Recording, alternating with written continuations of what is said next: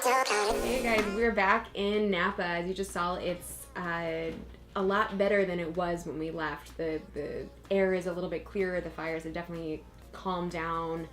The sky was beautiful when we arrived. Of course, now finally it's raining, which should be great for keeping the fires contained and down, and it does definitely feel better. Anyway, Napa's looking good. It's looking better. There's still a lot of work to be done, and we are a little tired, but feeling good. Hong Kong was amazing, and if you're sitting here like, wait a minute, where are the videos from Hong Kong? Don't worry, they're not out yet. We haven't edited them yet, but we definitely wanted to, or at least I wanted to make good on my promise that I made last week, which was to continue doing $15 Friday on Friday. So that's what we're gonna do today. We're gonna do our $15 Friday wine, and I'm excited because it's also something that I've been wanting to do. A lot of people have been asking for sweet wine. Sweet wine's not always my thing. I appreciate sweet wine, and I understand it has a place in the wine world and people really like it. But for me, I don't really enjoy drinking sweet wine. I do maybe if it's with a dessert, but you know, in general, it's not my thing.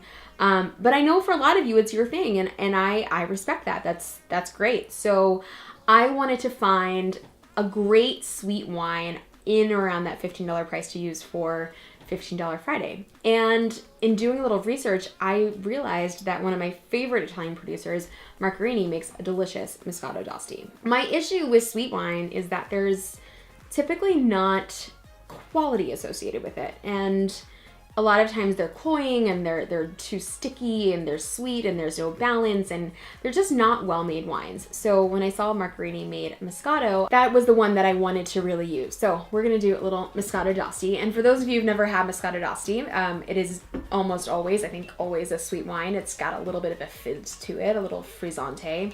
It's made in Piedmont in the northeastern region of Italy. And Marcarini is a really great producer of high-end Barolo and Barbarescos. So we're gonna do a little Moscato d'Asti.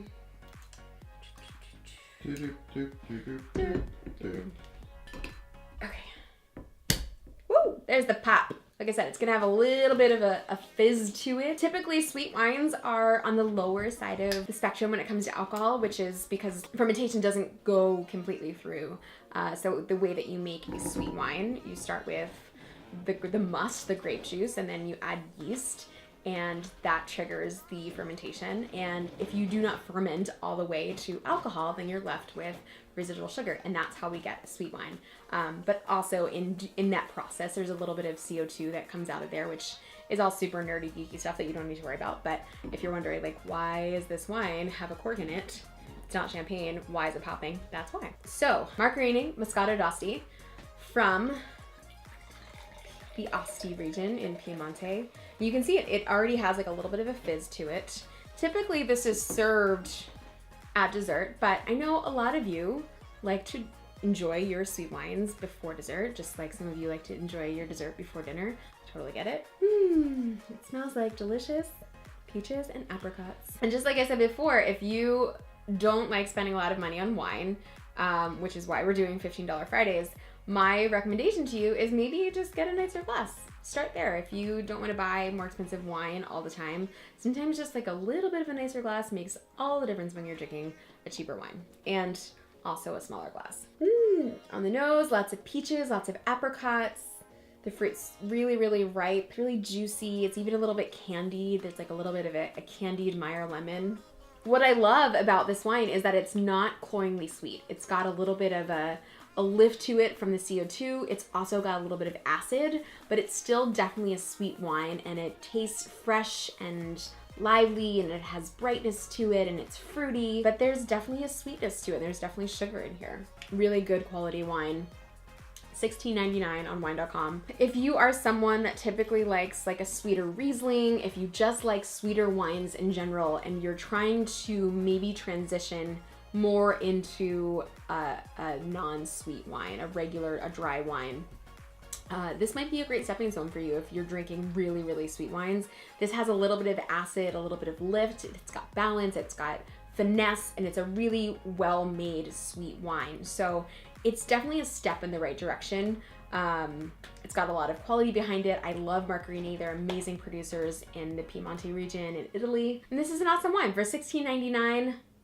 I think you're getting a lot of quality. You're getting obviously a great producer. And if you're a sweet wine drinker, you're getting all of those things in one. If you like really high acid, dry, crisp, minerally wines, this won't be for you. But if you are somebody that loves dessert wines, you love a little bit of sweetness, you love a little bit of sparkle, it's delicious. Moscato d'Asti was actually a wine back when I knew this much about wine that somebody introduced to me, and I was like, this is amazing. And that was my stepping stone. And I think for a lot of people, it takes really good sweet wines to move you in that dry wine direction. And it's not always the case. Some people just jump right to dry wines. But for me, I definitely had my fair share of Moscato d'Asti when I was, I won't say not 21, but before, maybe before I was 21.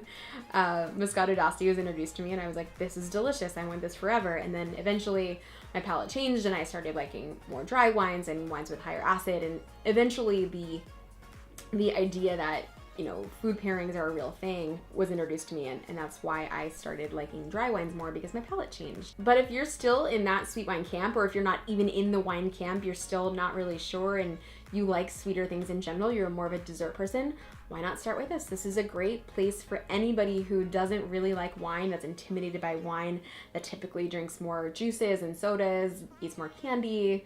If you've just got more of a sweet tooth and you're trying to get into the wine world and you're not really sure how, this is a great place to start. Great producer, really great wine, really reasonably priced, and it's a perfect stepping stone. So $15 Friday, kids. That is 2 weeks in a row. We're on a roll. I feel good about it. Stay tuned for Hong Kong videos, because that will be, I think, really amazing. I think we had so much fun.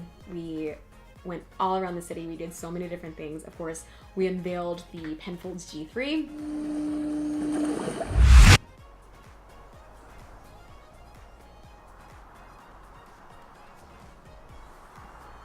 Which is now official and live. That was my big trip, and all of that stuff you can see on Instagram. I've posted a lot of video content from that already on there, just little snippets that Norby's been editing for me, very wonderfully so.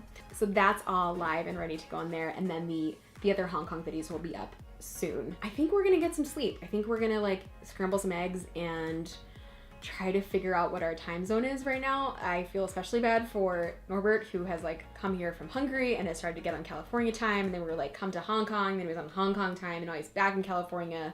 So I'm just trying to make sure that he's taken care of, because it's really not that bad when you go to Hong Kong and have an amazing trip for me to come back and get back on my time. So we will make it work. We will make sure to get those videos out, and so you can see all of our adventures in Hong Kong. It was really fun. And until then, I wish you a wonderful weekend and a wonderful Friday, and remember to enjoy every last sip of your wine.